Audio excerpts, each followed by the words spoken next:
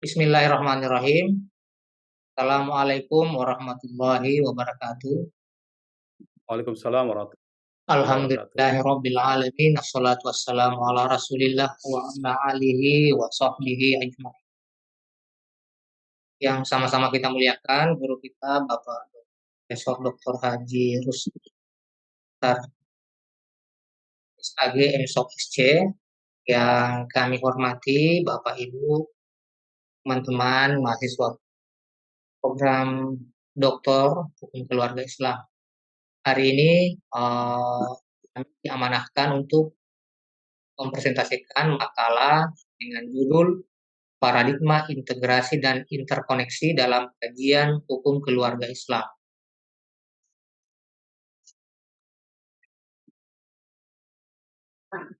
Di bagian pendahuluan, sebagai bahan atau latar belakang, itu kami tulis bahwa dalam konteks studi hukum keluarga Islam terdapat beberapa paradigma atau pendekatan yang digunakan untuk memahami dan menganalisis masalah hukum keluarga Islam.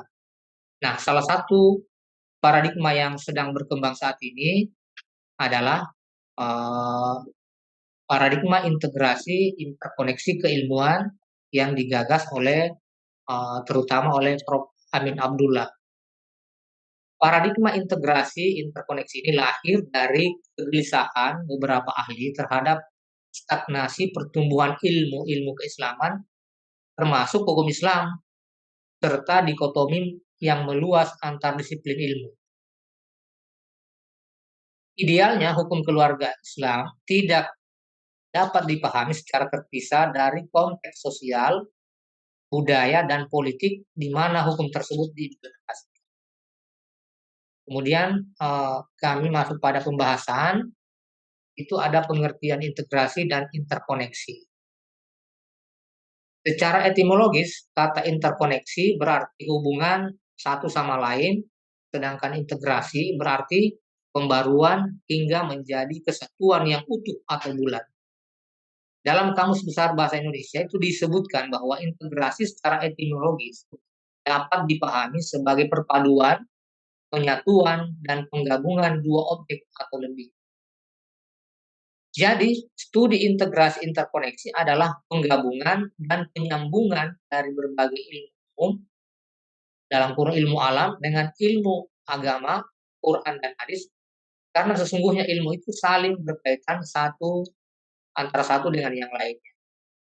Jika ditelusuri lebih jauh, gagasan integrasi ilmu ini tidak lepas dari rangkaian panjang pergulatan aktualisasi diri umat Islam terhadap proses modernisasi dunia secara global.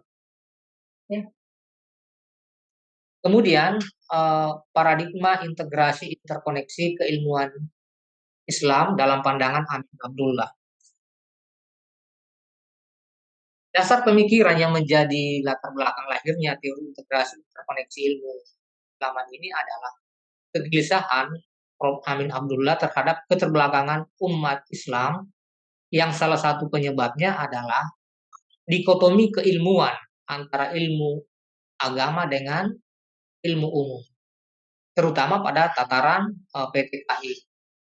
Nah, hal ini sebetulnya kita sudah pernah merasakan dampak dari dikotomi keilmuan itu. Jadi salah satu bentuk kegelisahan Prof. Amin Abdullah, beliau juga merasakan keluhan-keluhan masyarakat bahwa alumni PTKI itu sebetulnya sangat terisolasi. Ilmuannya itu sifatnya single entity. Jadi tidak terintegrasi keilmuannya. Nah, salah satu dampaknya terhadap pengembangan Islam itu pernah kita rasakan, terutama pada peranata hukum Islam, yaitu pengadilan agama. Di mana pada saat itu, pada saat awal-awal diundangkannya undang-undang pengadilan agama, hakim-hakim agama itu kurang dianggap cakap dalam penguasaan ilmu hukum, sehingga ada anjuran hakim-hakim agama itu sebaiknya studi lagi pada fakultas hukum. Itu karena dianggap tidak cakap, karena ilmunya tidak terkoneksi dengan ilmu-ilmu yang lain. Yang kedua yang terbaru pada perubahan kedua kalau tidak keliru, perubahan kedua Undang-Undang Pengadilan Agama, di mana dalam undang-undang tersebut itu diberikan kewenangan mutlak atau kompetensi absolut pada pengadilan agama untuk menyelesaikan sengketa ekonomi syariah. Tetapi kemudian itu secara tidak serta-merta kewenangan itu berjalan mulus di pengadilan agama. Mahkamah Agung kemudian mengeluarkan surat edaran yang eh, mengarahkan penyelesaian sengketa ekonomi syariah ke pengadilan negeri karena pertimbangan bahwa hakim-hakim agama belum cakap atau belum mampu menyelesaikan sengketa ekonomi syariah. Ini salah satu dampak dari dikotomi ilmu itu. Jadi beberapa tahun kemudian barulah sekarang ini sengketa ekonomi syariah itu diserahkan ke pengadilan agama. Yang sesungguhnya itu merupakan juga suatu masalah dalam hukum karena surat edaran Mahkamah Agung itu secara hierarkis lebih di bawah daripada undang-undang. Akan tetapi karena keadaannya mungkin dianggap menghendaki seperti itu, akhirnya kewenangan itu ditarik oleh Mahkamah Agung. Sehingga dalam beberapa tahun pengadilan agama belum bisa menyelesaikan sengketa ekonomi syariah. Nah, itu salah satu dampak yang sangat besar dari adanya dikotomi ilmu itu yang membuat alumni PTKI atau masyarakat muslim terdikotomi antara ilmu agama dengan ilmu-ilmu umum. Selanjutnya, Amin Abdullah juga menyoroti epistemologi keilmuan Islam klasik yang tersimpul pada epistemologi Bayani, Irfani, dan Burhani. Yang ketiganya masih satu rumpun, namun hampir tidak pernah tercipta harmonisasi keilmuan. Antara penganut paham Bayani itu tidak pernah akur dengan penganut paham Irfani misalnya, atau yang Burhani. Mereka tidak saling menyapa begitu. Padahal ini masih dalam satu rumpun. Nah, ini juga yang menjadi kegelisahan Prof. Amin Abdullah. Sehingga kemudian lahirlah gagasan atau paradigma integrasi interkoneksi ilmuwan Islam.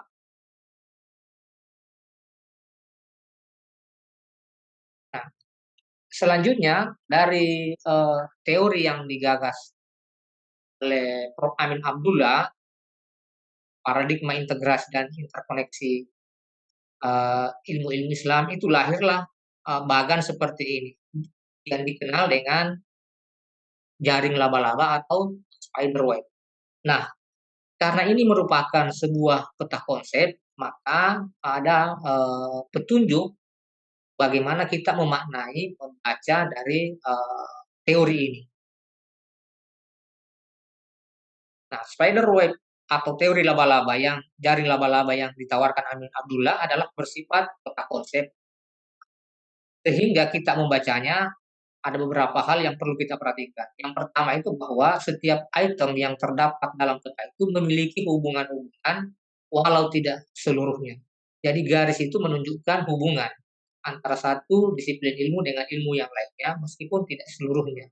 Tapi semuanya saling terkoneksi antara satu dengan yang lain. Inilah yang dimaksud Amin Abdullah dengan keilmuan integratif. Nah, bentuk hubungan itu bisa dalam bentuk klarifikatif, bisa dalam bentuk korektif, bisa dalam bentuk transformatif dan yang lainnya. Kemudian yang kedua, keilmuan itu berpusat pada Al-Quran dan Sunnah secara hierarkis. Nah, kita lihat bagian tengah itu ada Al-Quran dan hadis berkaitan dengan sejumlah pengetahuan sesuai dengan tingkat abstraksi dan prakteknya. Kemudian yang ketiga, item-item yang terdapat dalam satu lapis lingkar menunjukkan kesetaraan dilihat dari tingkat abstraksi atau teoritisnya. Dan yang keempat, garis-garis yang memisah antara satu item dengan item yang lain dalam satu lapis tingkat tidak dapat dipahami sebagai garis pemisah. Nah, seperti yang terlihat dalam gambar, konten jaring laba-laba keilmuan itu terdiri atas 4 lapis lingkaran. Kita lihat 3 di antaranya membentuk jalur. Lingkar lapis pertama paling dalam adalah Al-Quran dan Sunnah yang berkedudukan sebagai sumber utama pengetahuan Islam. Kemudian di atas lapis pertama terdapat lingkar lapis kedua yang membentuk jalur dan memuat 8 disiplin ilmu, usuluddin, pokok-pokok agama. Nah, di situ ada ilmu kalam, ada falsafah, ada tasawuf, ada hadis, ada taurif, ada fikih, ada tafsir, ada lugah. Kemudian pada lapis ketiga ada jalur pengetahuan teoretik yang terdiri dari sosiologi, hermeneutik, filologi, semiotik, etik, fenomenologi, psikologi, filosofi, histori, antropologi, dan arkeologi. Nah, sedangkan lingkar lapis keempat terluar ya, merupakan jalur pengetahuan aplikatif yang terdiri dari isu-isu religius pluralisme, sains and teknologi, dan ekonomi. Kemudian ada human rights, ada politik, civil society, gender issue, dan seterusnya. Nah, satu hal yang menarik dari teori spiderweb ini adalah menempatkan Al-Quran di tengah kompleksitas perkembangan keilmuan. Jadi kalau kita lihat Al-Quran dan Sunnah itu berada di tengah-tengah. Kemudian ini suatu penegasan yang penting bagi setiap muslim. Sebab Al-Quran itu diyakini sebagai sumber kebenaran, sumber etika, sumber hukum, kebijakan, dan pengetahuan. Sekalipun Amin Abdullah menegaskan Islam tidak pernah menjadikan wahyu Tuhan sebagai satu-satunya sumber pengetahuan dan melupakan Tuhan. Menurut pandangan ini sumber pengetahuan itu ada dua macam, yaitu yang berasal dari Tuhan dan yang berasal dari manusia. Perpaduan antara keduanya itulah yang disebut antroposentrisme. Nah, inilah gambar pembagian dari teori paradigma integrasi dan interkoneksi yang dibangun oleh Prof. Amin Abdullah. Kemudian selanjutnya ada pandangan integrasi keilmuan oleh ahli yang lain, misalnya Prof. Imam Suprayogo. Dalam pandangan Prof. Imam Suprayogo itu gagasan integrasi keilmuan itu digambarkan sebagai sebuah pohon ilmu yang seluruh bagian pohon itu digunakan untuk menerangkan seluruh jenis ilmu yang harus dikaji. Antara lain di situ ada akarnya, pada bagian akar di situ ada ilmu alat, bahasa, ya, bahasa Arab, bahasa Inggris, bahasa Indonesia, filsafat, ilmu alam. Nah, kemudian pada batang disitulah pokok kajian, di situ ada Al-Quran dan hadis. Kemudian ada dahan dan ranting, ada daun, itu menunjukkan fakultas atau disiplin ilmu yang dipilih. Kemudian ada buah. Nah, buah inilah merupakan bangunan ilmu yang sifatnya integratif. Meskipun teori ini banyak juga yang mengkritik kenapa Quran hadis itu ditempatkan pada bagian batang, tapi itu hal lain. Nah, ini kita lihat pohon ilmu yang digagas oleh Prof. Imam Suprayogo sebagai integrasi keilmuan. Selanjutnya, kita melihat ada juga integrasi keilmuan yang dibangun atau dikembangkan oleh UIN atau Karamapalu, di mana di dasarnya itu atau akarnya itu menempatkan Islamic text dan local wisdom. Kami belum bisa menerangkan terlalu jauh karena mungkin Pak Prof sebagai salah satu tokoh utama dari konsep ini, mungkin mohon perkenannya nanti Pak Prof memberikan integrasi keilmuan yang dikembangkan di Dato' Karamapalu. Kemudian integrasi dan interkoneksi dalam kajian hukum keluarga Islam. Pendekatan integrasi dalam kajian hukum keluarga Islam mengusahakan harmonisasi antara hukum Islam dengan hukum positif modern dan realitas sosial yang ada dalam masyarakat. Dalam hal ini prinsip-prinsip hukum Islam diintegrasikan dengan prinsip hukum modern sehingga memberikan solusi yang tepat bagi warga muslim yang hidup di era modern. Sedangkan interkoneksi itu menekankan pada pentingnya keterkaitan antar berbagai aspek hukum keluarga Islam dengan konteks sosial. Dalam konteks hukum keluarga Islam, integrasi interkoneksi dalam perumusan KHI, itu kita sudah melihat adanya integrasi, interkoneksi antara fikih klasik dengan keilmuan yang lain. Misalnya dalam hal harta gunung gini, ini kompilasi lebih pada mengakomodir yang yang sifatnya living law, karena harta gunung gini ini pembagian harta gunung ini merupakan hukum yang hidup tumbuh di tengah masyarakat, baik di Jawa maupun di luar Jawa. Kemudian ada perjanjian perkawinan. Perjanjian perkawinan ini lebih integrasinya pada hukum-hukum Eropa dan mengakomodir perkembangan zaman yang ada saat ini. Kemudian ada ahli waris pengganti yang semua sebelumnya ini belum dikenal dengan dalam fikih-fikih klasik. Kemudian ahli waris pengganti bagi ahli waris yang mahjub ya. Nah, ini diakomodir dalam kompilasi hukum Islam. Ini salah satu pemikiran yang cukup maju mengakomodir bagi ahli waris yang mahjub. Kemudian ada wasiat wajibah bagi anak angkat yang sebelumnya, karena memang dalam hukum Islam itu tidak dikenal warisan, dan hanya warisannya anak angkat juga ya tidak dilembagakan atau kurang begitu diterima dalam hukum Islam. Tapi dalam hukum adat anak angkat itu disamakan dengan anak sendiri. Sehingga wasiat wajibah ini diakomodir dalam kompilasi hukum Islam. Kemudian kesimpulan, dengan pendekatan integrasi dan interkoneksi, kajian hukum keluarga Islam dapat memberikan solusi-solusi yang holistik dan terintegrasi untuk berbagai masalah yang dihadapi oleh masyarakat Muslim dalam konteks modern. Paradigma ini dapat membantu memperkuat nilai-nilai keadilan, kesetaraan, dan keseimbangan dalam keluarga dalam masyarakat Muslim. Nah, ini bahan disertasi yang kami sampaikan. Selanjutnya kita akan diskusi. Kami mohon mungkin Ibu Nur Khaira menjadi moderator. Silakan Bu Hera. Apa juga? Silakan Bapak Ibu sekalian, siapa yang mau bertanya? Bagus sekali nih materi Pak.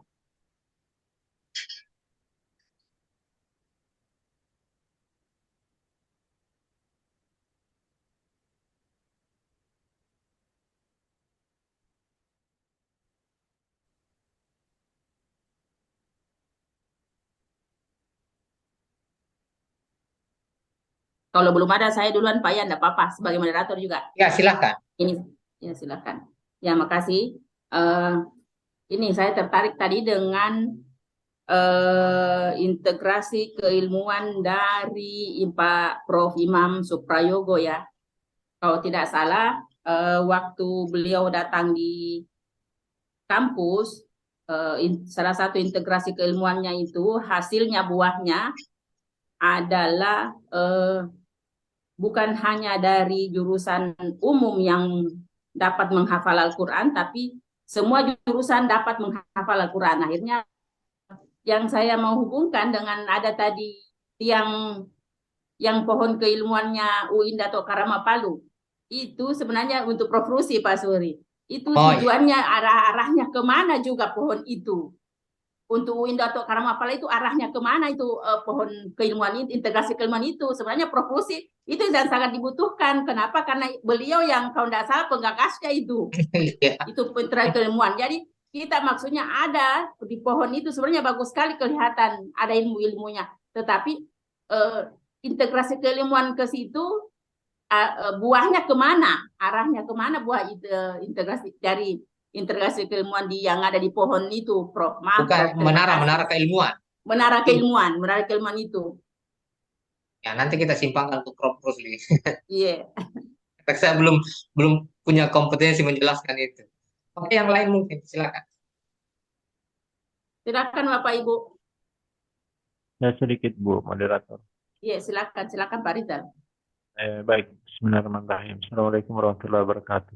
Waalaikumsalam warahmatullahi wabarakatuh. Iya, ini banyak hal baru ini di makalahnya Ustadz Suhri ya. Jadi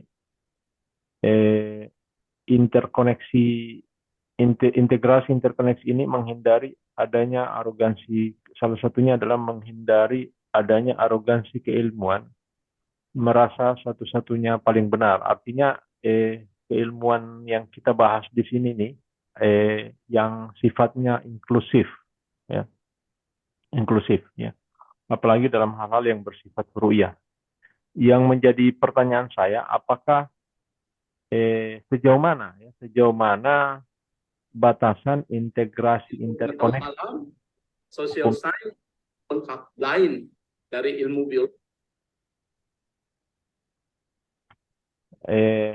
Sejauh mana batasannya integrasi interkoneksi hukum Islam ini kita terapkan?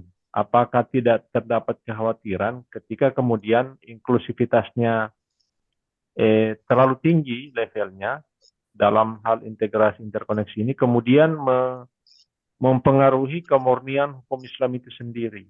Mungkin itu, Ustaz. Terima kasih.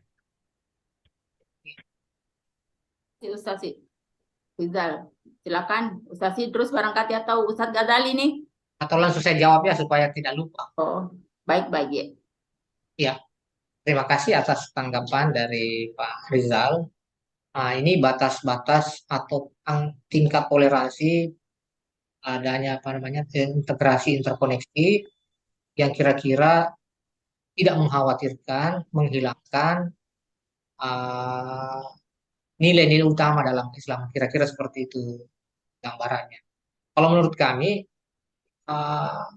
ini kan kalau dalam gambarannya Satya Harjo bahwa konsep itu akan berguling, akan menggelinding di tengah masyarakat. Ketika dia mampu bertahan, di situ ditemukan nilai-nilai yang benar, apalagi tidak dalam konteks Islam tidak keluar dari konsep Al-Quran dan hadis, tentu itu bisa diakomodir. Disitulah sebuah konsep akan dipertaruhkan. Konsep itu akan menggelinding di tengah masyarakat, terjadi pro kontra, itu bisa diterima atau tidak. Tentu itu akan proses itu akan pasti berjalan hingga nanti terjadi sebuah konsep ilmu yang bisa diterapkan di tengah masyarakat. Kira itu. Ada lagi yang mau menanggapi, Pak? Silakan, Ustadz. Ya. Ustadz Ghazali, silakan Ustadz Ghazali. Baik, bismillahirrahmanirrahim. Assalamualaikum warahmatullahi wabarakatuh. Waalaikumsalam warahmatullahi wabarakatuh. Hormati dosen pengampu mata kuliah Bapak Sor Sri, presenter dan teman-teman sekalian. Menarik sebenarnya ini pembahasan yang disampaikan oleh Pak Suhri. Hanya mungkin ada hal yang perlu saya masih membuat belum nampak kejelasan di paham saya gitu ya soal integrasi. Jadi maksud integrasi keilmuan itu seperti apa sebenarnya gitu ya? Batasan-batasannya, orientasinya seperti apa gitu. Sehingga ketika tadi diberikan contoh dalam kompilasi hukum Islam, saya jadi bingung apakah itu yang dimaksud integrasi, apakah munculnya kronologi ini dalam kompilasi hukum Islam, munculnya tiba-tiba itu yang dimaksud integrasi keilmuan atau yang bagaimana? Atau integrasi keilmuan itu adalah mengintegrasikan ilmu dalam memahami satu masalah gitu, bukan mencampur-campurkan dalam satunya. Ini karena kajian wasiat wajibah bukan integrasi pembahasannya, bukan metodologinya, bukan integrasi keilmuan ya gitu. Tapi dia lebih murni pada kajian misalnya hadis gitu ya, atau historis. Jadi kalau integrasi keilmuan, kalau paham saya berdasarkan penjelasan tadi, mengintegrasikan ilmu dalam mengkaji satu permasalahan. Jadi ya begitu. Makanya coba saya minta diperjelas apakah mana gitu. Karena berdasarkan contoh tadi saya jadi hilang gambaran. Yang awalnya sudah mulai memahami, tiba-tiba contoh ini kok tidak menggambarkan integrasi keilmuan yang dimaksud gitu. apakah ada yang clear atau gimana, mohon maaf. Terima kasih. Assalamualaikum warahmatullahi wabarakatuh. Waalaikumsalam warahmatullahi wabarakatuh. Jadi saya kira sudah karena kita sama-sama belajar tentang integrasi, saya kira sudah seperti yang Pak Ghazali gambarkan, itu mengintegrasikan ilmu-ilmu, kemudian menyatukan, menggabungkan, kemudian menjadi suatu bagian yang utuh. Bahwa contoh harta gonong gini itu mencampur-campurkan, saya kira itu adalah hasil dari sebuah integrasi ilmu. Jadi hasil yang didapatkan dari sebuah integrasi pemahaman, integrasi kan tidak hanya kita menggunakan satu ilmu, tapi membutuhkan ilmu lain, sehingga kita bisa mendapatkan pemahaman yang utuh. Misalnya tadi kita ambil contoh lain, dalam fikih atau perumusan undang-undang hukum keluarga misalnya. Nah, tentu tidak bisa lepas dari pengaruh yang namanya isu-isu HAM. Tentu tidak bisa lepas dari isu-isu gender. Nah, itulah yang menjadi integrasi keilmuan itu. Ketika kita menutup mata dengan semua itu, maka pasti hasil rumusan atau rancangan hukum misalnya yang kita lahirkan pasti akan menuai pro dan kontra, karena masyarakat sekarang itu tidak bisa melepaskan diri dari isu-isu yang namanya gender, namanya HAM, namanya yang lain-lain. Nah, itu begitu tadi prosesnya. Bahwa kami jadikan contoh harta gonogini dalam kompilasi itu adalah merupakan sebuah hasil dari integrasi ilmu. Jadi merupakan kompromi antara living law dengan fikih klasik. Akhirnya lahirlah konsep-konsep seperti itu. Termasuk juga perjanjian dalam perkawinan. Kita lihat itu merupakan integrasi dari keilmuan barat, karena yang lebih banyak mengenal perjanjian dalam perkawinan itu adalah hukum Eropa.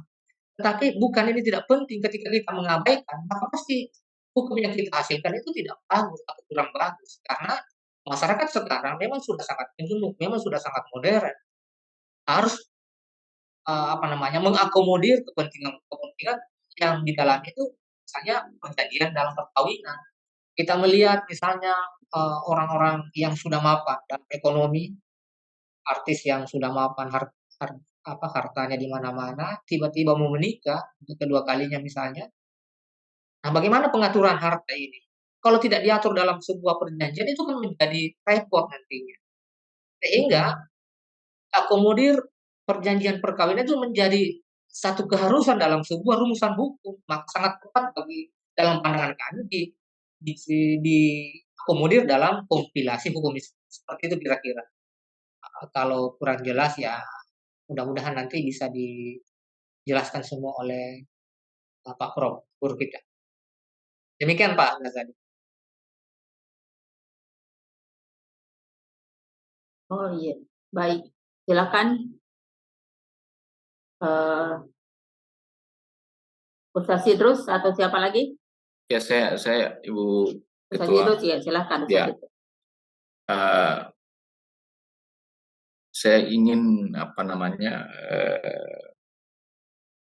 apakah nanti Pak Suhri memberikan gambaran bahwa tidak hanya teori-teori yang apakah interkoneksi dan integritas keilmuan ini yang dilihat itu hanya dari sisi teori gitu, teori-teori katakanlah sosiologi, antropologi dan psikologi, ataukah substansi keilmuan yang ada di dalam kajian-kajian ilmu umum itu kita dekati kemudian untuk mendapatkan satu pemahaman yang utuh. Katakanlah satu kasus terkait dengan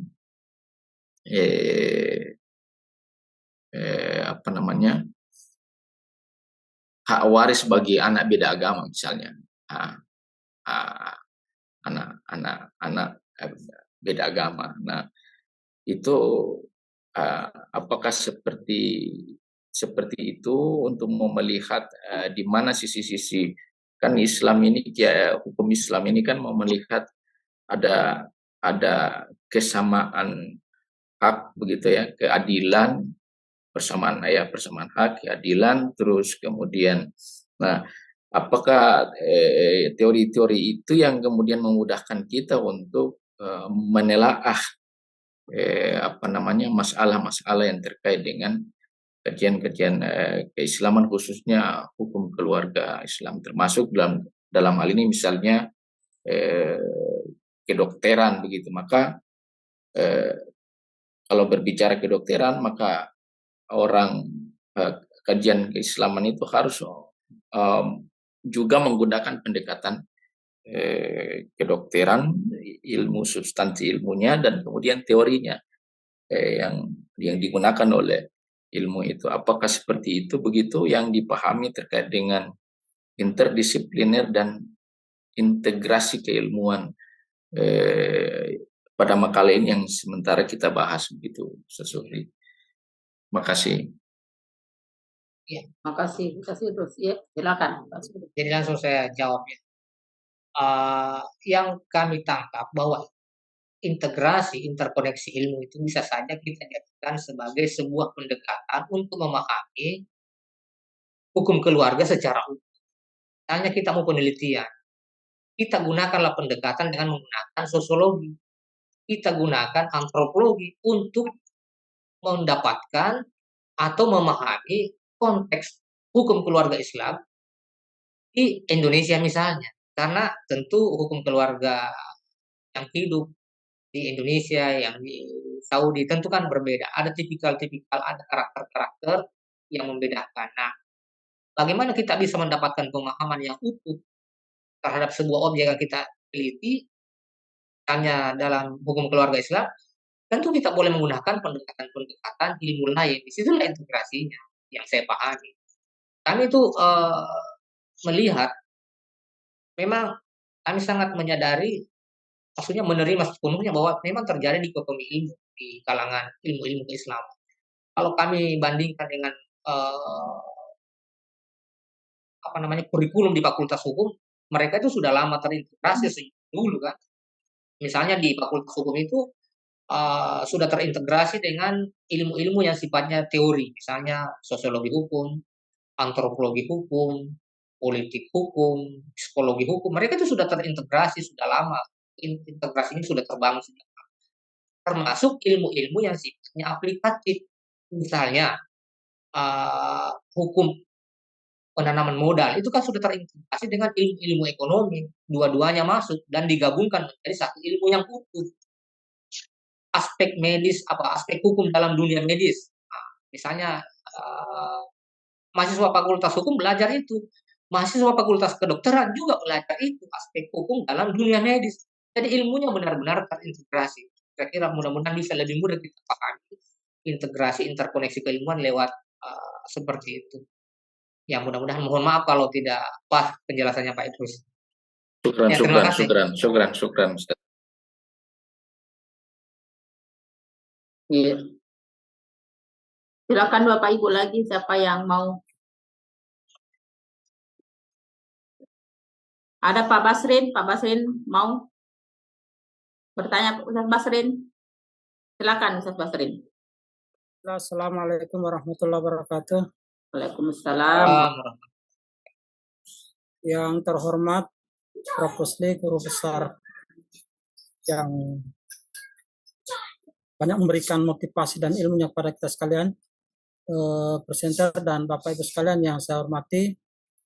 Yang pertama, mohon maaf kalau mungkin saya salah memahami dan menanggapi apa yang menjadi topik diskusi kita pada hari ini, bahwa ketika kunci saja pintu keluar tuh. Maksudnya kunci dari luar. Ya, ketika integrasi dan interkoneksi keilmuan ini diwacanakan, bukan tanpa masalah menurut saya. Ketika orang-orang Barat mau mengambil ajaran-ajaran Islam kemudian dipraktekkan di Barat, tapi sangat jarang, sangat sedikit umat Islam yang mencoba belajar ke Barat lalu mempraktekannya di Indonesia. Apa yang terjadi sehingga dalam pandangan sebagian orang Islam itu ya bukan dibilang tidak maju tapi kurang-kurang berkembang begitu. Karena apa? Ilmu Islam banyak dibawa ke barat dan dipraktekkan di sana, tapi justru orang Islam enggan untuk belajar ilmu-ilmu barat lalu dipraktekkan di negara kita. Ini saya kira membuat satu stagnansi bagi kita Mas Ami. Kemudian yang kedua, saya kira dalam sisi positifnya adalah tidak ada lagi dikotomi antar ilmu pengetahuan. Tapi yang menjadi persoalan apakah ketika meminimalisir dikotomi antara ilmu agama dan ilmu pengetahuan itu apakah juga berlanjut pada misalnya output dari lembaga pendidikan. Yang saya maksud adalah lulusan-lulusan perguruan tinggi Islam itu kurang diminati di wilayah-wilayah publik. Mungkin dulu, kalau sekarang mungkin tidak. Tapi justru output dari perguruan tinggi umum itu justru banyak diminati di kita di Islam. Nah, ini saya kira yang harus menjadi tantangan kita semua. Kira-kira Pak Suri menanggapinya itu seperti apa? Terima kasih. Assalamualaikum warahmatullahi wabarakatuh. Waalaikumsalam warahmatullahi wabarakatuh. Ya, silakan, di Pak. awal dijelaskan bahwa orang-orang Indonesia yang belajar orang Islam yang belajar di Barat itu enggan mengambil ilmu dari sana. Tapi sebetulnya kalau kita mau lihat di makalah ini, asal usul teori ini sebetulnya itu berasal dari Barat. Jadi Prof. Amin Abdullah terinspirasi, bisa dilihat di makalah saya itu, bahwa Prof. Amin Abdullah itu terinspirasi oleh konsep Holmes. Ini ada dijelaskan bahwa ketika kita ingin antara ilmu dan agama itu bisa berdialog, maka ada 3 hal yang perlu diperhatikan. Ini ada semi permeable, ada intersubjektif, dan ada creative imagination. Itu dasarnya. Dari situlah Amin Abdullah terinspirasi mengembangkan teori ini. Jadi sebetulnya kalau kita mau lihat, memang umat Islam itu mundur karena sangat lemah di metodologi. Semua kita merasakan lemahnya di metodologi. Dan sangat berbeda orang-orang yang belajar di Barat dengan di Timur Tengah, itu jauh beda. Kita lihat Prof. Rusli kan dari Australia belajarnya, sehingga metodologinya sangat bagus. Penataan keilmuannya itu, bangunan keilmuannya sangat bagus. Jadi tidak benar juga ya, kalau menurut kami, bahwa karena apa yang dikembangkan oleh Pak Amin Abdullah ini, sesungguhnya adalah terinspirasi dari ilmu yang didapat di Barat. Kemudian yang kedua, tadi kami kurang tangkap, tetapi salah satu keluhan Prof. Amin Abdullah bahwa masyarakat memang merasakan bahwa alumni PTKI terutama di zaman dulu sebelum adanya integrasi itu sangat lemah, terutama pada aspek metodologi. Rata-rata alumni PTKI itu kurang menguasai sains, dasar-dasar sains. Ya, ilmunya begitu tidak bisa terkoneksi, tidak bisa, akhirnya dampaknya ya ke kita juga. Kira itu. Terima kasih. Assalamualaikum warahmatullahi wabarakatuh. Waalaikumsalam warahmatullahi wabarakatuh. Alhamdulillah, Allahumma sholli ala Muhammad. Al-Mukarram, Prof. Li, rekan semua yang berbahagia. Memang mata kuliah kita ini sangat menarik karena kita mau mencoba menghilangkan dikotomi ilmu pengetahuan. Sebenarnya yang mendikotomi itu umat Islam sendiri sebenarnya. Islam itu kan tidak ada dikotomi ilmu ya. Al-Jumu'ah itu kan fungsi Rasulullah itu termasuk di dalamnya mengajarkan ilmu-ilmu. Jadi bukan hanya ayatnya ya. Huwallazi ba'atsa fil ummiyina rasulan yatlu alaihim ayatil kitab. Jadi ayat-ayat itu termasuk ilmu pengetahuan di dalamnya. wa yu'allimuhumul kitaba, baru kitab secara khusus ya agama seperti itu. Jadi memang dengan mata kuliah ini kita dapat tercerahkan. Mudah-mudahan kita bisa menyelami bagaimana pentingnya. Jadi kita tidak a priori lagi a priori dengan ilmu-ilmu dari luar. Dan tidak sedikit saya terkesan tadi Pak Prof ketika ada bakat yang tersimpan. Jadi orang yang punya ilmu pengetahuan alam dalam artian ilmu-ilmu umum itu ketika menjelaskan agama itu kadang lebih pas, lebih nyambung dibanding kita ahli fikih, ahli syariah yang tidak tahu menahu tentang ilmu pengetahuan. Jadi sangat menarik. Saya kira itu materi yang telah disampaikan Ustaz Zuhri ini mengantar kita bahwa kita akan diarahkan tertantang untuk memperluas wawasan kita tentang ilmu pengetahuan, hukum keluarga ini, ya termasuk di KUA itu ditantang kita untuk bagaimana memahami ilmu reproduksi, agak begitu ya. Kita cuma bicara tentang bagaimana kesiapan mental pendidikan, tapi seperti itu. Dengan penguasaan ilmu pengetahuan, tentu kita lebih mampu menjelaskan ilmu syariah ini kepada umat seperti itu. Saya kira itu tambahan komentar. Terima kasih Ustaz Amin. Saya kira itu merupakan tambahan. Ada lagi Bapak Ibu yang mau bertanya? Tadarugaya atau Ibu Ida? Ya, sedikit silakan. Ibu Ketua. Ya, silakan. Assalamualaikum warahmatullahi wabarakatuh. Waalaikumsalam. Bapak Profesor Rusli dan Bapak Ibu sekalian, teman-teman sejawat, sedikit juga memang dari kemarin masih menggelitik bagi kami terkait dengan integrasi dan interkoneksi yang kami minta pandangan dari Pak Zuhri. Apakah integrasi dan interkoneksi ini terkait dengan hukum keluarga Islam mengenai perkawinan? Sekarang kita lihat bahwa perkawinan di Indonesia untuk beda agama itu sudah diperbolehkan. Gitu. Kalau kita tahu dulu kalau orang beda agama dia harus kawin ke luar negeri untuk bisa menikah. Pandangan itu apakah merupakan bagian dari integrasi dan interkoneksi? Bagaimana menurut Bapak? Apakah memang itu yang diinginkan dari pandangan pemahaman tentang integrasi dan interkoneksi ini? Menurut saya kira itu. Baik, makasih Ibu.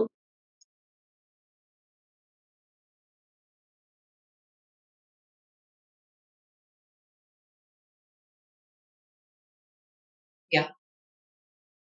Kalau bisa didengar?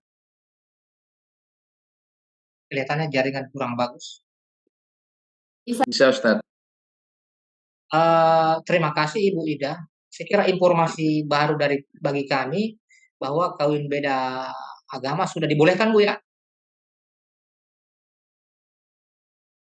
Tanya begitu karena ada artis yang menikah dengan beda agama. Oh. Iya. Ya, dari sisi aturan sangat ketat. Yang sepanjang pendeknya kami tahu itu belum ada dari sisi regulasi yang membolehkan. Baik, ini kan sudah berapa kali diajukan uji materi MK itu tidak ada yang lolos. Itu makanya kami heran. Ternyata ada informasi baru, kami tidak tahu bahwa kawin beda agama sudah boleh. Tapi dari pemahaman kami itu belum ada sisi regulasi yang membolehkan kawin beda agama.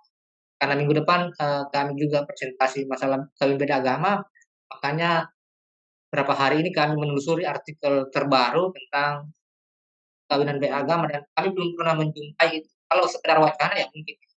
Tapi bahwa prakteknya ada kawin beda agama itu sah-sah saja. Itu kan haknya orang. Itulah permasalahan di hukum perkawinan karena dia masuk ranah hukum perdata.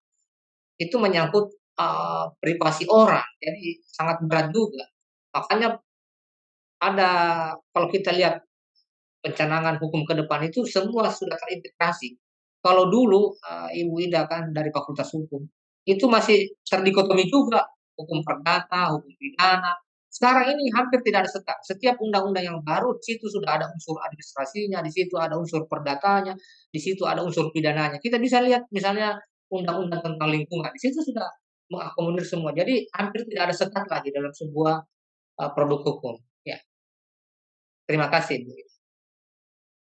Mungkin begini Pak Suri. Iya. Teruskan pertanyaannya. Yang Iya. dimaksud bagaimana kira integrasi, mohon maaf saya cut sedikit. Integrasi keilmuan ini menyikapi pernikahan beda agama itu.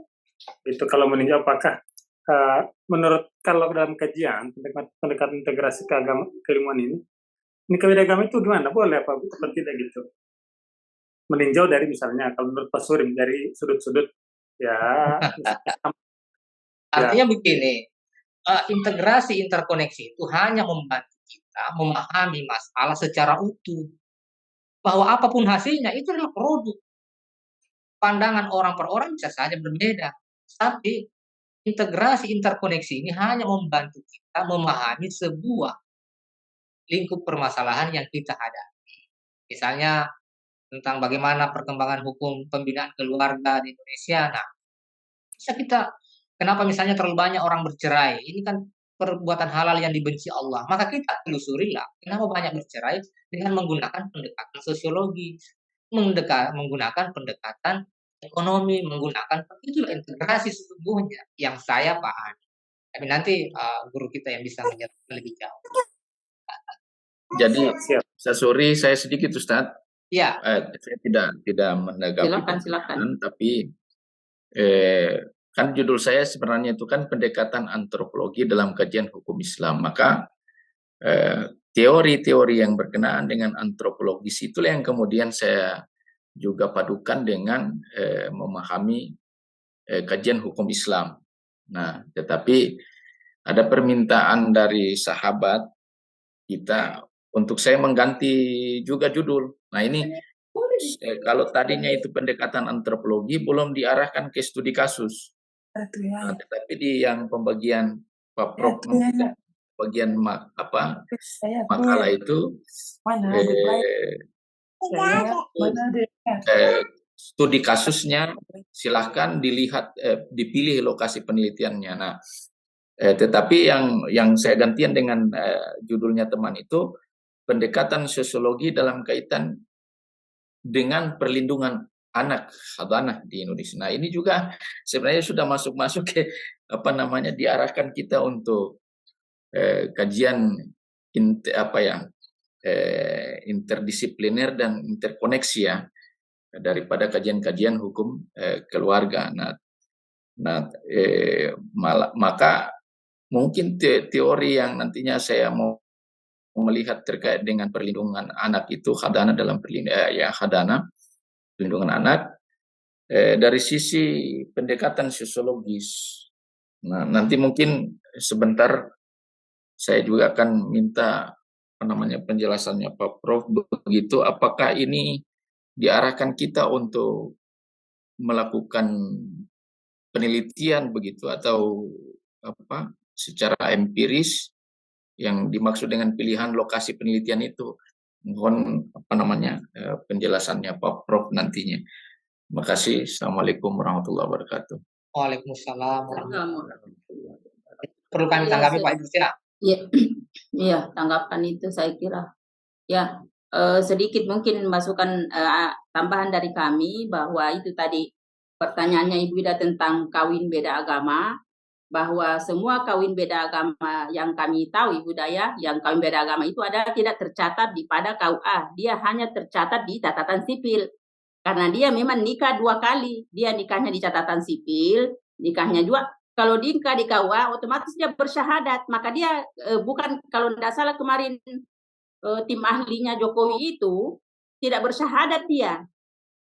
Jadi yang mengawinkan bukan lewat KUA, ada kan itulah di Indonesia, karena sebenarnya kalau menurut undang-undang seharusnya kan tercatat. tapi dia berpegang ya kawin tercatat dia di mana di sipil mereka.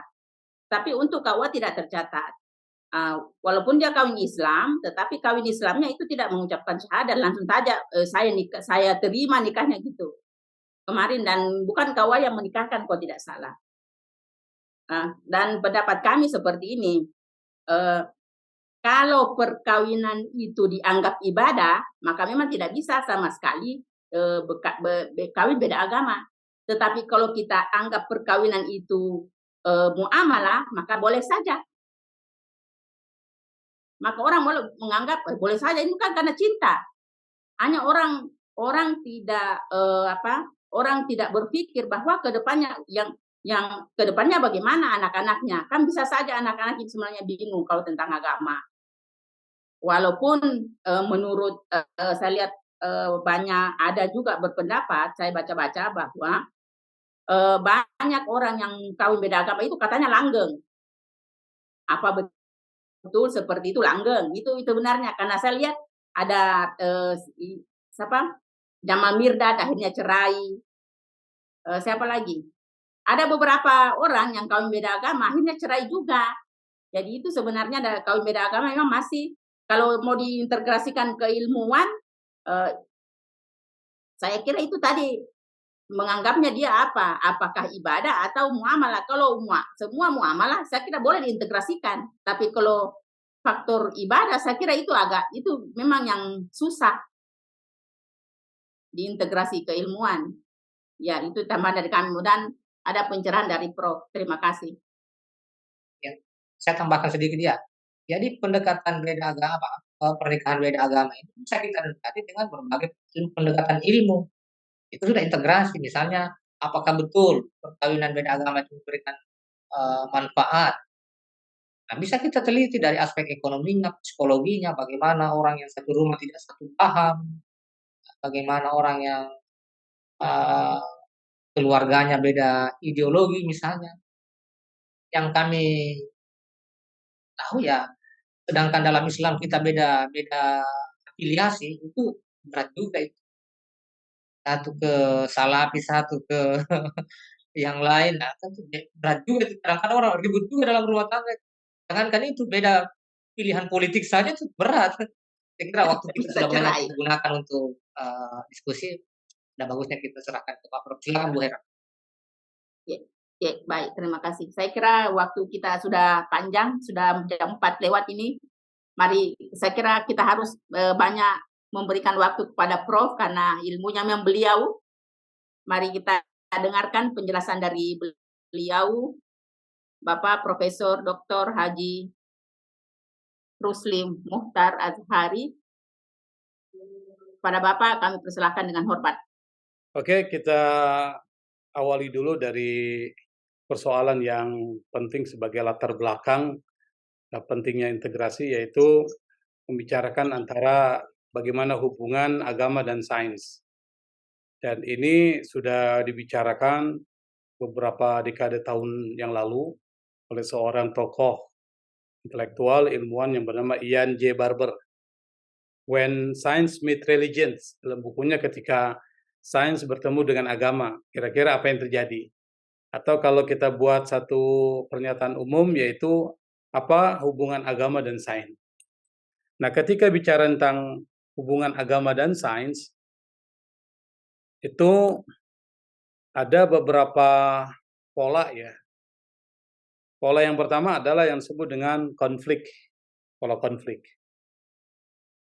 Nah, pola konflik ini memberikan satu pernyataan bahwa agama bertentangan dengan sains. Itu yang pertama.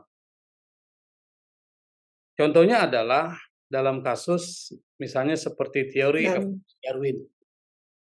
Ini menjelaskan bahwa agama bertentangan dengan sains. Atau sains bertentangan dengan ajaran agama atau doktrin agama, terutama doktrin gereja yang saat itu memang menentang teori evolusi Darwin. Kenapa? Agama mengatakan bahwa manusia itu adalah sebagai keturunan atau ciptaan Tuhan, kreasi Tuhan. Dan kita semua ini adalah bagian dari kreasi Tuhan itu.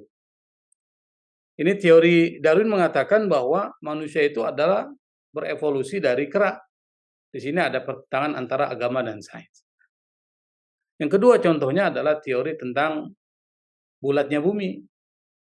Dalam pemahaman gereja atau agama, di sini adalah agama Kristen atau para gerejawan, para pendeta, mengatakan bahwa bumi ini adalah datar.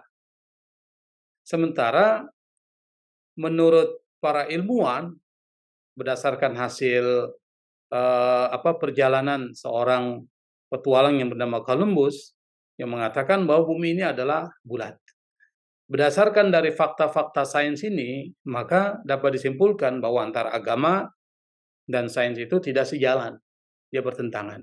Itu pola yang pertama terkait dengan hubungan antara agama dan sains, seperti yang dikatakan oleh Barber. Pola yang kedua yang disebut dengan independensi, independen. Kata independen itu artinya masing-masing berdiri sendiri. Antara sains dan agama itu sesuai dengan wilayahnya, sesuai dengan hukum dan aturan serta wataknya. Artinya tidak saling mengisi, tidak pula saling berkonflik. Masing-masing sesuai dengan bidangnya. Ketika bicara sains, ya sudah, tidak usah dikaitkan dengan agama. Ketika bicara tentang agama, tidak pula dihubungkan dengan sains. Jadi ini seperti hubungan sekularistik antara agama dan sains. Sains tidak ikut campur urusan agama dan agama pun tidak ikut campur urusan sains. Masing-masing berdiri sendiri sesuai dengan wilayahnya, sesuai dengan aturan dan prosedurnya. Itu pola yang kedua. Pola yang ketiga, kata Barber, ketika bicara tentang hubungan antara agama dan sains, itu hubungannya adalah bersifat dialog. Artinya apa? Antara agama dan sains itu saling mengisi. Ada masing-masing mempunyai kemiripan yang bisa didialogkan. Dan ini hampir sama juga dengan yang berikutnya terkait dengan pola keempat yang ditawarkan oleh Ian J. Barber adalah integrasi.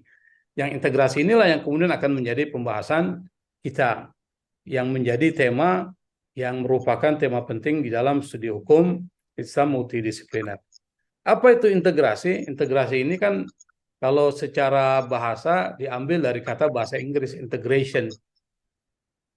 Integration itu artinya penyatuan. Tapi ketika dikaitkan dengan sains, maka yang dimaksud dengan integration of science itu maksudnya adalah pengakuan bahwa semua pengetahuan yang benar itu datangnya dari Allah. Karena kita kaitkan dengan kajian studi Islam, dan semua sains seharusnya diperlakukan secara sama, apakah itu yang bersifat saintifik, ilmiah, ataupun yang bersifat ilmu pengetahuan keagamaan. Jadi di dalam Islam, di dalam integrasi, itu tidak mengenal adanya dikotomi ilmu pengetahuan.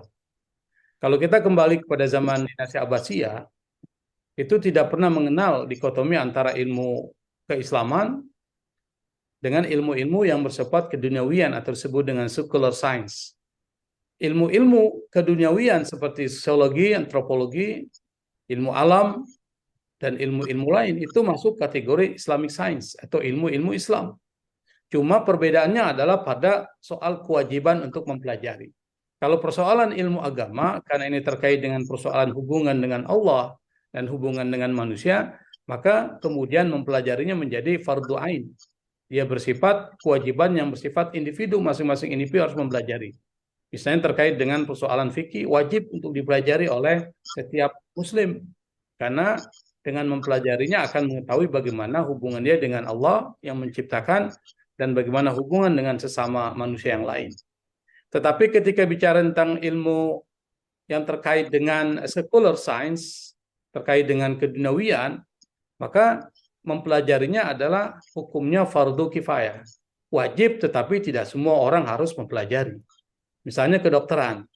Tidak semua orang Islam mempelajari ilmu kedokteran, karena ilmu kedokteran itu mungkin ilmu yang agak sulit untuk dipelajari. Hanya orang-orang tertentu saja yang bisa mempelajarinya. Maka kalau seandainya ada di satu kampung tidak mempelajari satupun ilmu kedokteran, maka ini akan bermasalah. Semua kampung itu, masyarakat yang ada di kampung itu berdosa. Kenapa? Karena ilmu kedokteran itu menjadi penting. Kalau ada orang sakit, siapa yang akan menyembuhkan? Maka harus ada satu orang atau sebagian orang yang mempelajari dan menjadi profesi atau mempunyai profesi seperti yang disebutkan tadi.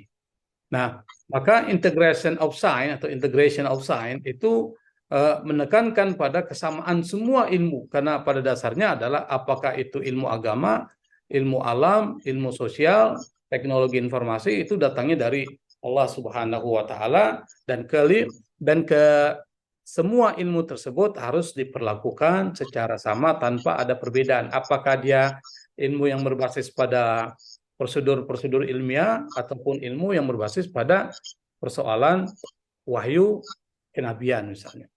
Nah, pertanyaan yang mungkin muncul adalah kenapa kita perlu melakukan integrasi? Integrasi itu menjadi penting.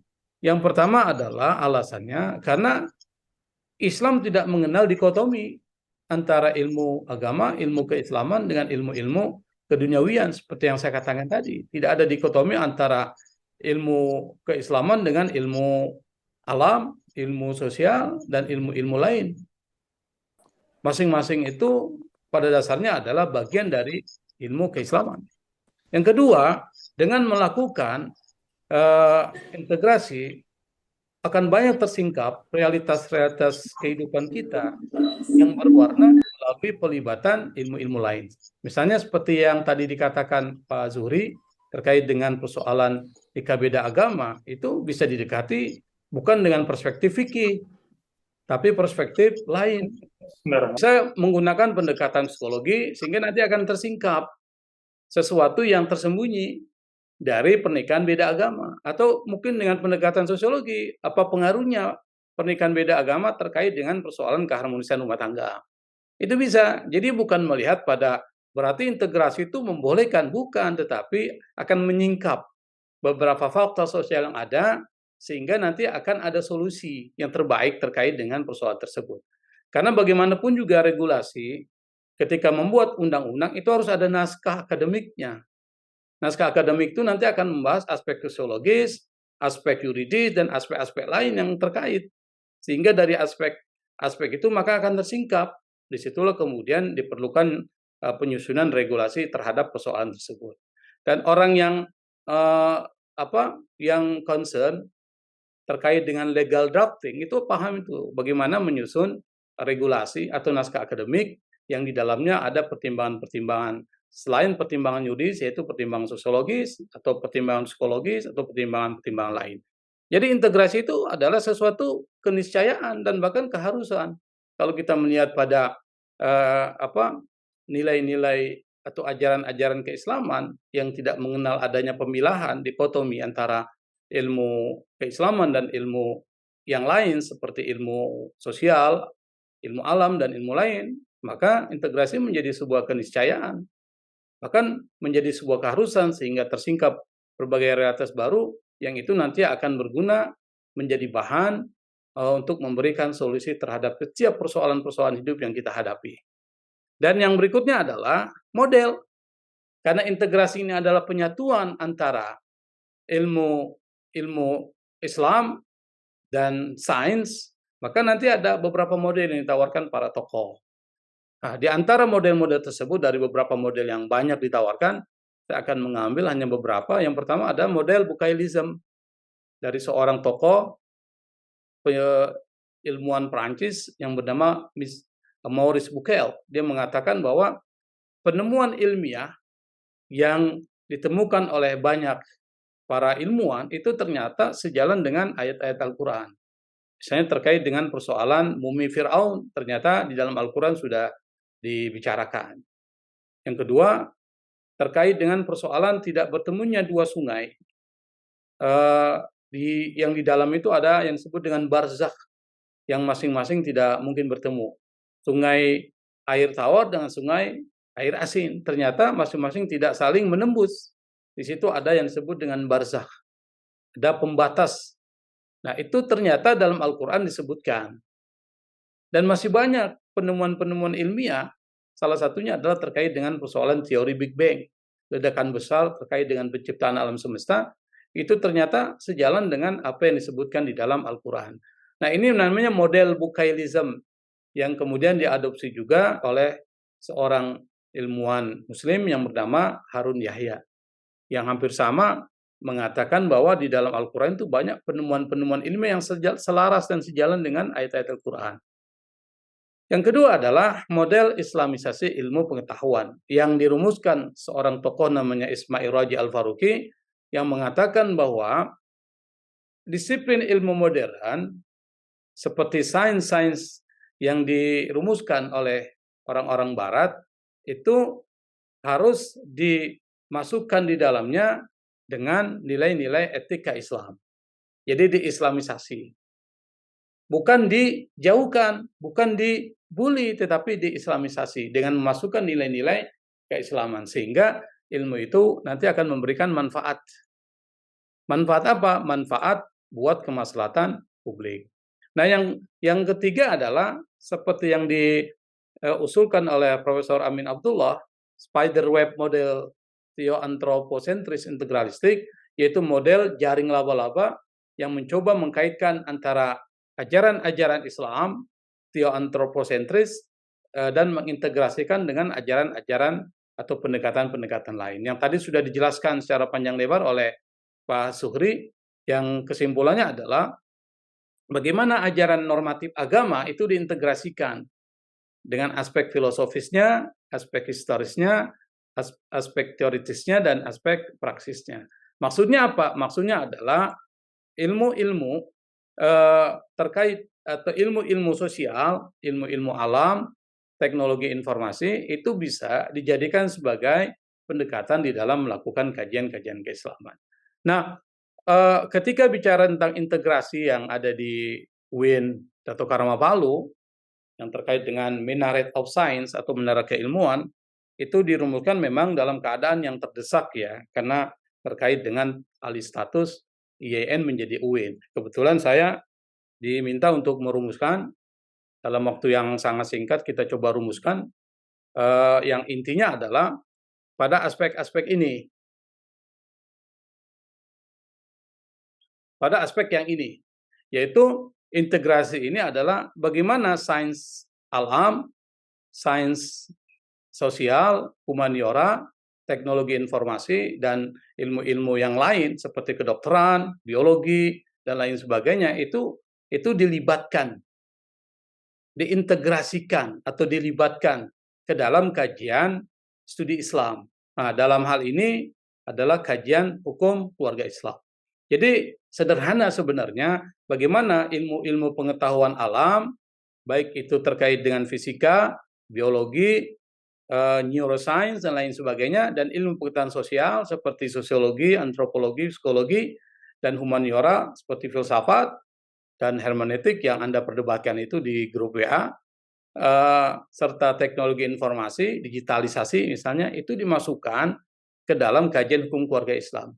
Nah, pelibatan ilmu-ilmu alam dan ilmu-ilmu sosial, humaniora, dan teknologi dalam kajian studi Islam, lebih spesifik adalah kajian hukum keluarga Islam, ini bisa dipahami dalam beberapa pengertian. Ini yang perlu dipahami.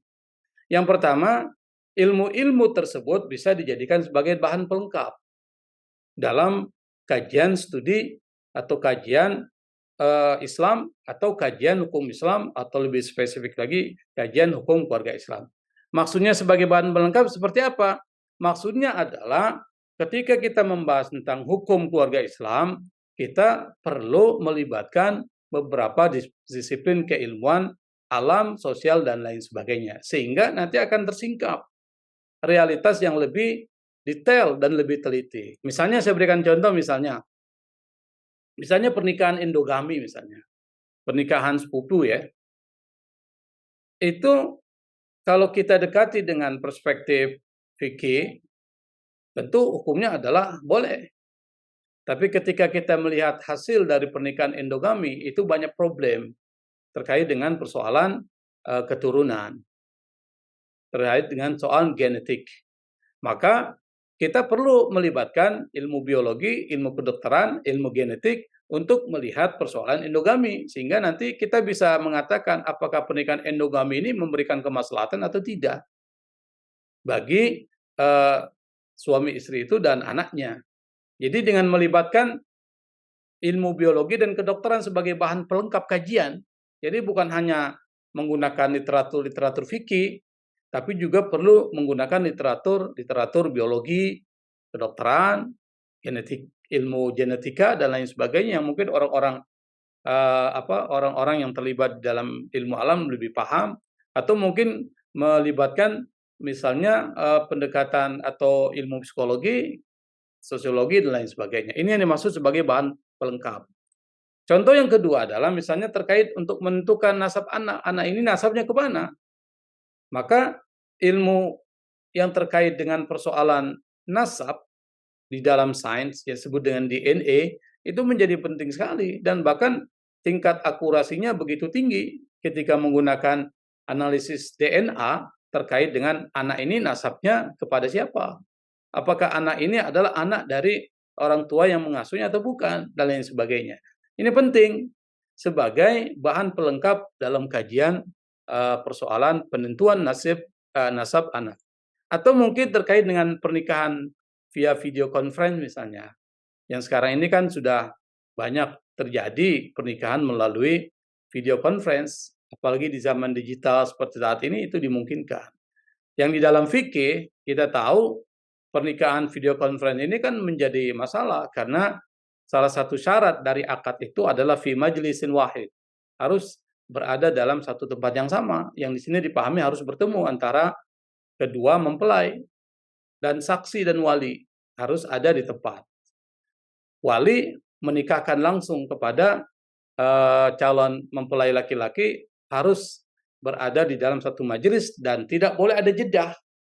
Dalam mazhab Syafi'i dan mazhab Hambali itu tidak boleh ada jeda antara wali yang menikahkan putrinya terhadap calon menantunya atau mempelai laki-laki, itu tidak boleh ada jeda. Maka di dalam tradisi masyarakat kita dengan saling bersalaman setelah mengungkapkan ijab dari pihak wali lalu kemudian qabul dari pihak mempelai laki-laki, itu biasa ada tanda yang tidak boleh ada jeda di situ.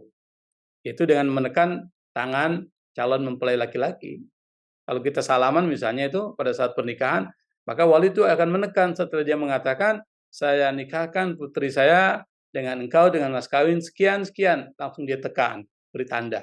Langsung kemudian dijawab oleh mempelai laki-laki, itu menandakan bahwa tidak boleh ada jeda. Nah, kalau seandainya pernikahan itu melalui video conference, maka banyak syarat-syarat yang diabaikan. Maka menurut fikih itu tidak boleh.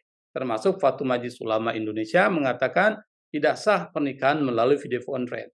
Tapi zaman sekarang ini, ketika kita membahas tentang pernikahan melalui video conference, kita perlu juga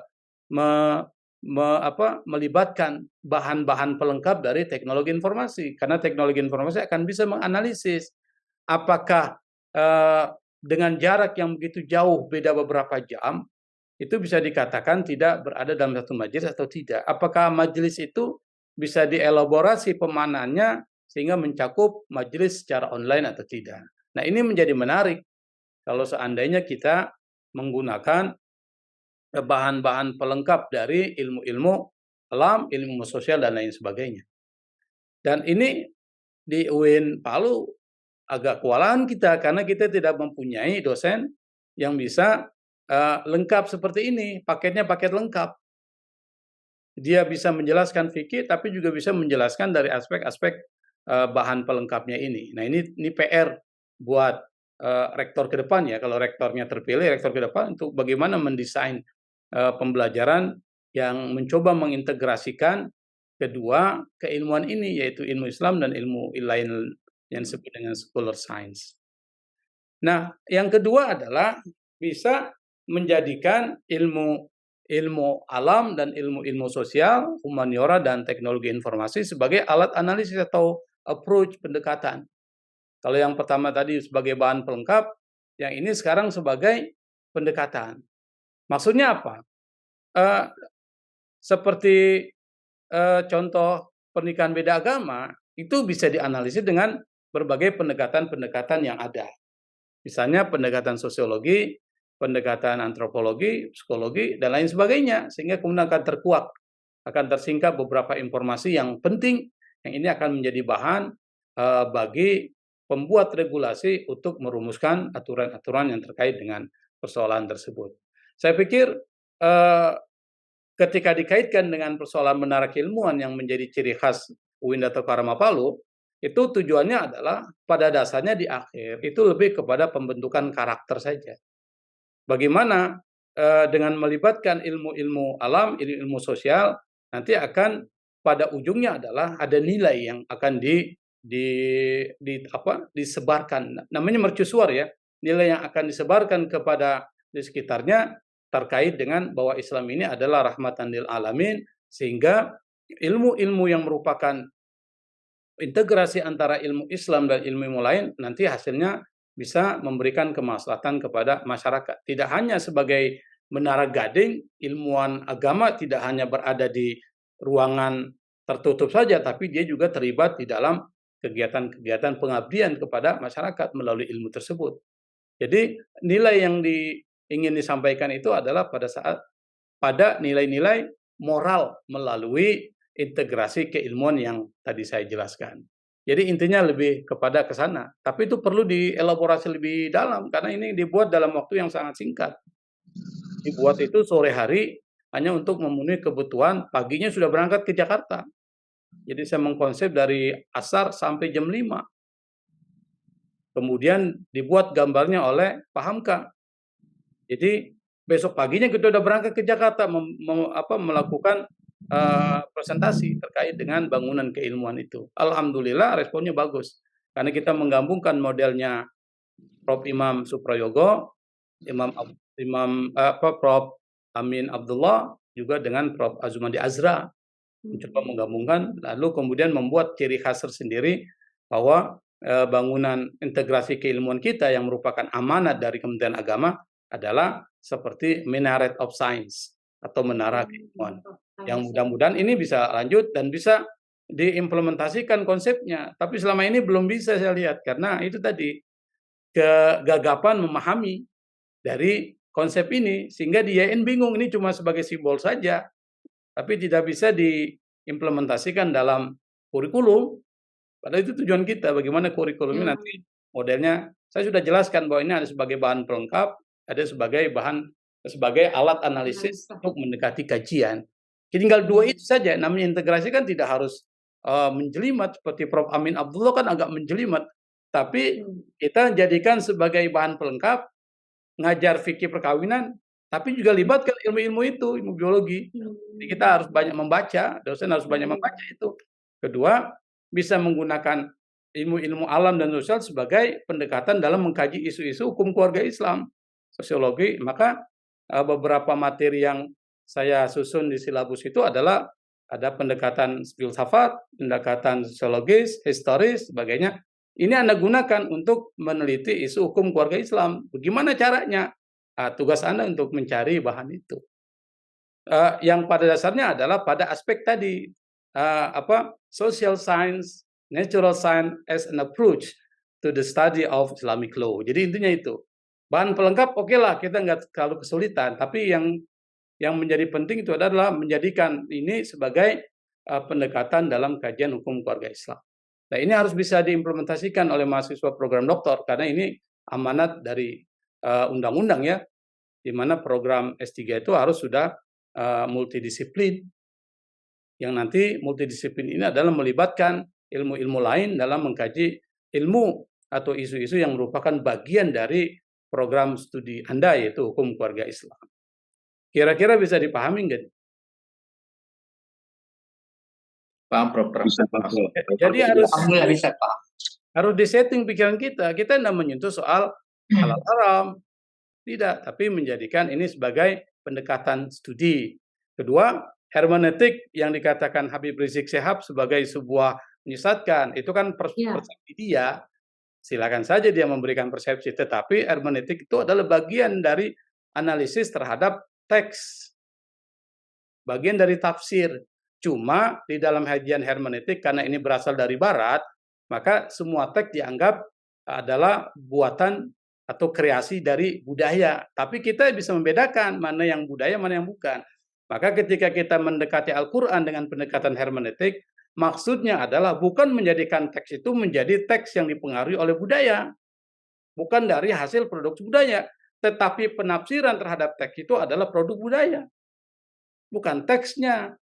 Karena teks Al-Quran itu kita yakini sebagai sesuatu yang bersifat absolut. Tapi penafsiran terhadap Quran itu menjadi produk budaya. Kenapa? Yang menafsirkan manusia. Maka disitulah dianalisis dengan pendekatan hermeneutik. Siapa yang bicara, apa motif dan kepentingannya, konteksnya dalam konteks apa, ideologinya apa. Makanya nanti ada tafsir Zamakhsyari yang dia adalah seorang Mu'tazilah. Ketika menafsirkan, muatan-muatan Mu'tazilah mempengaruhi dia. Ada tafsir Mafatihul Ghaib yang ditulis oleh Razi, seorang madzhab Syafi'i, seorang ahli kalam.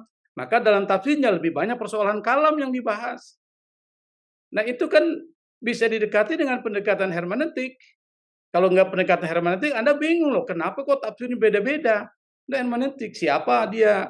Who's the author? Jadi kalau mendekati hermeneutik itu, pendekatan yang pertama ada 3. The author, the text, and the context. Itu sama dengan asbab nuzul itu. Kalau di dalam bahasa ilmu Al-Quran, sama dengan sabab nuzul. Sabab nuzul itu hermeneutik. Jadi jangan hermeneutik lihat dari mana nih, wah ini bisa haram ini. Doh. Harus tahu membedakan kajian dengan, jadi ketika sudah masuk wilayah S3 itu sudah hilang tuh yang namanya dogmatif itu. Kita harus mendudukan sebagai kajian. Jadi kajian itu penting sehingga nanti soal iman urusan Anda dengan Tuhan. Dengan Allah itu urusan. Kita nggak bicara wilayah iman ya, karena ini kajian nanti hasilnya bisa macam-macam. Dan kita bisa menerima, kita mengkritik kajian itu baik dari aspek pendekatan maupun hasil. Dan itu tidak boleh dilarang mengkritik juga. Tapi ingat, masing-masing orang ketika mengatakan sesuatu itu adalah persepsinya, maka dia rentan terhadap kritik. Bisa salah, bisa benar. Kita bisa mengujinya argumen-argumen tersebut dan asumsi-asumsi tersebut dari aspek metodologi, aspek hasil dan sebagainya, itu bisa. Jadi sekali lagi perlu kita tekankan bahwa hermeneutik dalam kajian Islam itu bukan menyentuh Al-Quran sebagai sebuah teks, tapi penafsiran terhadap Al-Quran. Tetapi di dalam hermeneutik ini kan munculnya sebab nuzulnya itu adalah mengkritik teks Bible. Karena teks Bible ini adalah produk budaya. Bible itu produk budaya, bukan produk Tuhan.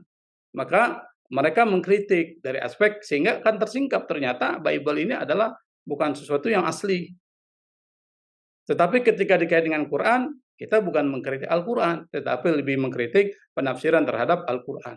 Maka jangan heran nanti banyak tafsiran-tafsir yang berbeda antara kontemporer dengan klasik tuh. Dan di klasik pun berbeda-beda, macam-macam warnanya. Anda bisa meneliti nanti tuh tafsir-tafsir yang berbeda-beda karena perbedaan motif dan kepentingan, perbedaan ideologi, perbedaan konteks, dan perbedaan lainnya. Masing-masing mempunyai perbedaan. Nah, itu namanya hermeneutik. Atau dalam bahasa keislamannya sabab nuzul. Atau dalam bahasanya disebut dengan takwil. Nah, ini kan itu kajian Islam semua itu. Atau karena istilah hermeneutik aja Anda jadi bingung kan. Padahal itu adalah lebih kepada sabab nuzul. Oke, saya pikir dan bisa dipahami ya. Nanti untuk kedepannya Anda jangan lagi berdebat di situ tuh. Itu hanya bagian approach terhadap kajian. Nanti di dalam pendekatan filsafat ada yang disebut dengan hermeneutik. Dalam pendekatan sejarah ada hermeneutik juga. Ada social hermeneutik. Hermeneutik banyak sekali dan tokohnya juga banyak. Kalau saya mau jelaskan habis waktunya untuk menjelaskan tentang hermeneutikanya Gadamer, hermeneutikanya Paul Ricoeur, hermeneutikanya tokoh yang lain itu banyak, hampir puluhan orang membicarakan tentang hermeneutik. Masing-masing beda. Dan orang filsafat itu yang paham tuh. Kalau filsafat, belajar filsafat benar-benar, dia akan benar-benar bisa memahami tentang hermeneutik yang banyak ragamnya itu. Ada yang ingin ditanyakan? Silakan. Terkait dengan judul, Prof, judul tugas setiap kami ini, saya tukaran dengan Ustaz Rugaya ini. tukaran dengan Ustazah Rugaya. Ustazah Rugaya ngambil pendekatan antropologi. Saya menggantikan posisinya Ustazah Rugaya, pendekatan sosiologi dalam adana itu perlindungan anak.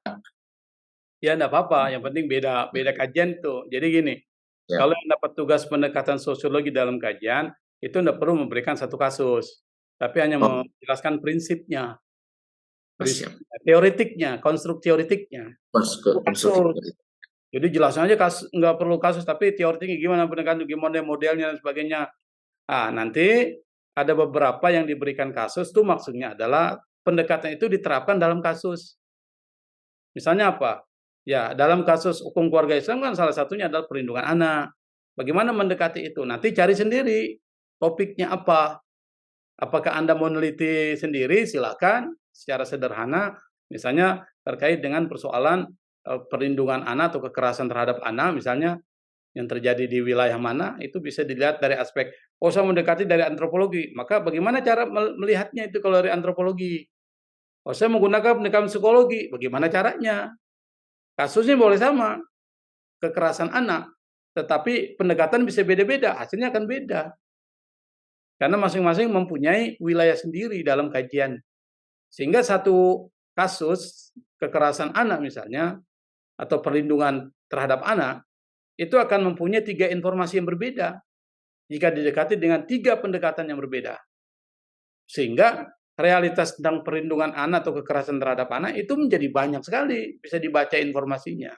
Itu bisa menjadi bahan pertimbangan bagi pembuat kebijakan. Itu yang disebut ketika regulasi dibuat, maka tidak mungkin undang-undang itu bisa dibuat langsung tanpa membuat naskah akademik. Saya pernah membuat regulasi tentang pesantren di Sulawesi Tengah itu.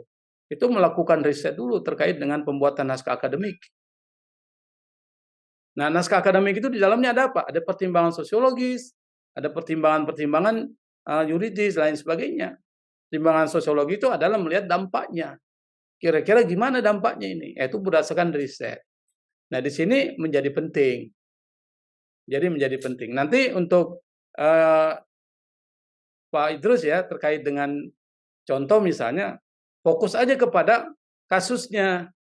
Tapi ketika membedah kasus itu, pendekatannya adalah pendekatan yang Bapak pakai. Jadi tidak lagi menjelaskan teorinya. Jadi pahami ya? Bapak tidak perlu jelaskan teori apa itu pendekatan antropologis apa, ini apa, tidak perlu lagi. Kita nggak butuh itu lagi. Yang menjelaskan itu adalah Ibu Rogaya yang mendapatkan tugas itu. Bapak lebih kepada aspek kasusnya. Tapi Ibu Rogaya tidak usah membahas kasus, karena hanya memberikan teori. Penjelasan teoritik terkait dengan pendekatan sosiologis, implementasinya gimana, prinsip-prinsipnya apa. Nanti Pak Idrus yang akan mencoba mencari kasus dengan menggunakan pendekatan itu. Sehingga nanti bisa nggak, Anda ngerti nggak nih, kira-kira tepat nggak, akurat nggak. Jangan sampai nanti Anda mengatakan pendekatan sosiologis, tapi tidak sosiologis. Nah, ini kan menjadi beruji. Tapi itu materi kedua ya, Pak Dokter siapa? Iya. Dr. Sidik ya, mudah-mudahan dia bisa menguasai itu, supaya bisa menilai apakah ini sesuai antropologi, sesuai nggak nih, kira-kira benar-benar antropologi nggak ini yang Bapak tulis, atau sosiologis atau tidak. Jadi sehingga nanti bisa tersingkap dengan baik ya. Ya mudah-mudahan nanti bisa berjalan baik ya, dan mungkin bisa nanti dibantu oleh Pak Dr. Sidik gitu. Jadi intinya ke sana ya, jangan sampai nanti salah buat makalah. Nanti jadi ada 2 makalah yang sama kan tidak enak. Jadi ketika bicara tentang pendekatan terhadap kajian itu teorinya aja, teoritiknya. Tapi ketika sudah kasusnya gitu aja intinya. Makanya disebut dengan case tadi. Studi kasus 1, studi kasus 2, kasus 3. Nanti dilihat. Anda boleh memilih isu apa saja yang pasti masih hukum keluarga Islam. Enggak perlindungan anak, enggak mau, ganti aja, enggak apa-apa. Yang penting pendekatannya itu yang dipakai. Anda bisa menjelaskan relasi hubungan antara kasus itu dengan pendekatan yang Anda pakai. Bisa dipahami ya? Yang lain kalau masih ada. Bisa, Prof. Bisa Pak Prof. Pak Prof, saya sedikit Ya, Pak Amin, Prof. silakan, Amin. Terkait dengan minggu depan ini kan tanggal 7 libur, Pak Prof, itu tugas saya. Minggu depan libur, kenapa? Itu hari Jumat Agung apa itu? Ya, apakah kita kan atau Min, kita ini kan tidak ada kaitan juga dengan Jumat Agung kan? Oh, siap. Kita setiap hari Jumat selalu agung kan? Jumat Mubarak.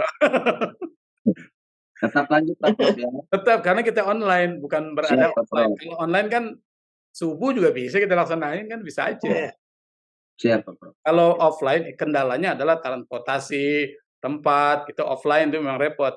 Tapi kalau online mau bangun tidur sahur yang penting ada link. Bisa. Penting ada linknya, Prof. Yang penting ada linknya. Yang penting Anda punya pulsa atau wifi-nya bagus.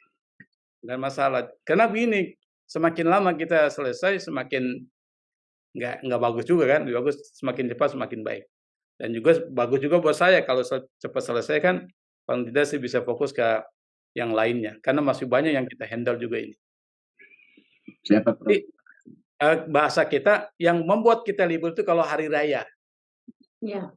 Itu baru. Misalnya begini, ternyata hari Jumat itu hari raya kita. Nah, libur. Kenapa? Anda fokus pada silaturahmi kan, nggak mungkin juga. Tapi 3 hari setelah hari raya misalnya, ternyata hari Jumat, ya kita ulang. Kan juga kan kita udah silaturahmi kan. Kecuali bagi yang melakukan mudik yang lama ya silakan aja. Tapi yang namanya online bisa dilaksanakan kapanpun ya, kita berada di manapun bisa aja. Ini nama Rifki siapa ini? Dia Basri Nombo, Prof. Oh, Basri. Nombo, kayaknya anaknya itu. Basri ini sudah pulang kampung? Memang di kampung, Prof. Dia di Poso terus, Prof. Oh, saya kira sudah mau pulang kampung itu. Sudah rapi itu. Tidak, beliau di Poso, Prof. Oke, saya pikir itu ya. Di sana sudah jam 5 itu, 1 jam lagi sudah buka puasa. Iya, Prof. Makasih banyak, Prof. Masih di kampus ini, Prof. Hah? Masih di kampus. Apa ini?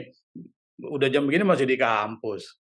Kalau dekan, rektor, boleh. Itu jangan ini. Tunggu absen tadi, Prof. Tunggu absen pulang. Akhirnya ya karena kuliah dulu. Ya bagus lah. Artinya kan bisa wifi gratis kan. Makanya tadi mati lampu langsung putus karena kita pakai yang gratisan. Kalau gratis nih boleh komplit. Ya, Prof. Kalau gratis komplit itu namanya kurang bersyukur kan. Oke, saya pikir kita nanti tolong Pak Suri dikirim Pak yang terekat tadi ya. Nanti disambung sini. Baik, Ya, Prof. semoga kita bisa selesai lebih cepat ya, lebih baik. Amin, amin. Yes. Ya, saya akhiri. Assalamualaikum warahmatullahi wabarakatuh. Waalaikumsalam warahmatullahi wabarakatuh.